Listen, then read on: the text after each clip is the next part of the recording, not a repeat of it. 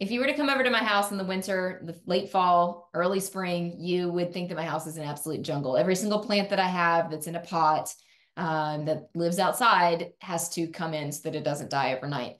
And over the winter, the plants do pretty good. They'll put out some new growth. They're certainly not dying, but you definitely start to notice that the growth looks kind of funky. There's some tangled bits. The leaves don't look super healthy. There's spider mites. There's all kinds of annoying stuff that you have to deal with.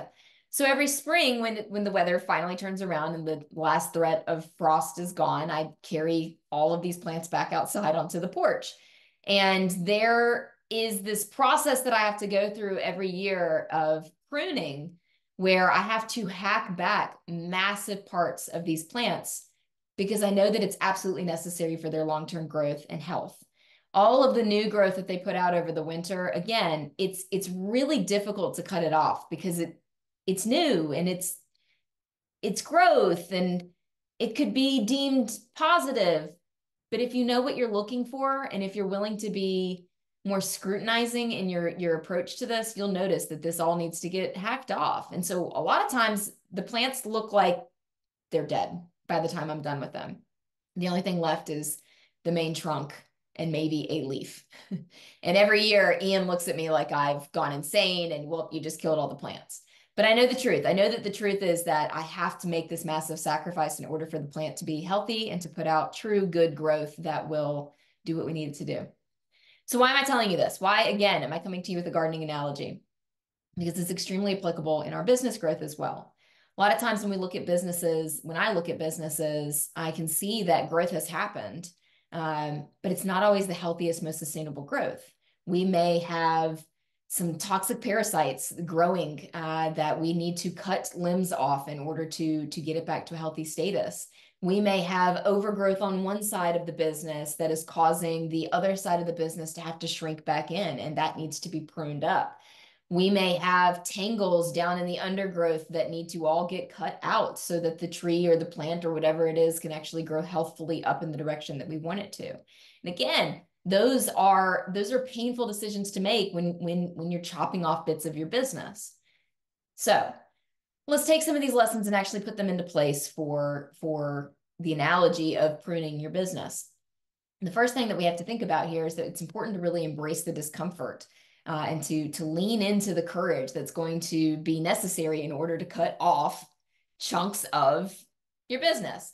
Now, when I say this, I'm not necessarily saying you need to fire half your staff or you need to cancel all of your lead generation activities. We just need to be clear and use a discerning eye as to what's actually poisoned growth and what's actually growth that's making sense. So embrace the discomfort and lean forward when making these decisions. The second thing is that it's really important to actually focus on what is my long-term goal here. If my long-term goal is to just, for example, let the plant grow however it wants and then fizzle out and die eventually, then cool, don't make any cuts. Let it do what it's going to do on its own without any kind of help or assistance. Same thing with your business. If your goal is to make a bunch of money really short and then exit in a big fiery storm, then don't make any cuts. Do what you need to do. Pruning is not necessary. If your long-term goal is to leave a legacy, to leave a long-standing business venture, then we're going to have to make some serious pruning cuts year over year over year. So that's the second lesson. Focus on the long-term goal. The third thing, as I've already mentioned, is to let's not be afraid of the tough decisions. This may mean having tough conversations with other members of your staff and maybe having tough conversations with members of your sales team about their performance or about cutting expenses.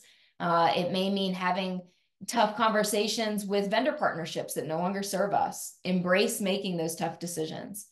And lastly, we have to really know how do we look for signs of health? Yes, we're looking for signs of sickness and disorder and bad growth. We're also looking for what are the areas that are healthy that I should not cut back. How have I trained my eye to recognize those signs of health? Who's helping me in this journey of learning what's healthy and what's not? With those four things in mind, it becomes a whole heck of a lot easier to prune your business back year over year so that we can actually grow it into the shape and direction and the size that you want. So grab the pruning shears and ignore your husband's concerns and get to pruning your business.